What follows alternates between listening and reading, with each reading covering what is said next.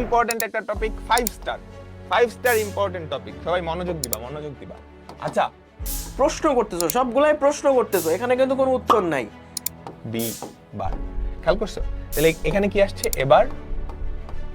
আসছে এবার শুধুমাত্র স্টার্টিং ট্যাগ থাকে, ক্লোজিং ট্যাগ থাকেই না। শুধুমাত্র লিখে রাখো, এমসিকিউতে আসে। তাহলে আমাদের প্রায়োরিটিটা কিভাবে কাজ করবে বলো তো? লেফট টু রাইট, তার মানে লেফটেরটা আগে হবে, এইটুকু ক্যালকুলেশন আগে হবে, তাই না? দুটাই যখন অন থাকবে এসে কি আমি কি বুঝাইতে পারছি? এই 15টা যে ভালো মতো পড়ো, এর বাইরে পরীক্ষায় কিছু আসবে না। কিন্তু তুমি পরীক্ষায় পারবা কিনা তার জন্য বেশি প্র্যাকটিস করার কোনো বিকল্প নেই। সো আজকের ক্লাসটা হচ্ছে ওই খুঁটিনাটি জিনিসগুলো যেগুলো আমরা বুঝে বুঝে লিখবো।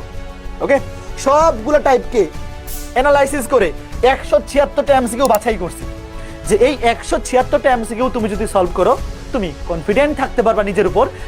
নর মানে হচ্ছে এমন একটা গেট যেটা ফার্স্টে অর করবে, অরের রেজাল্টটাকে নেগেটিভ করবে।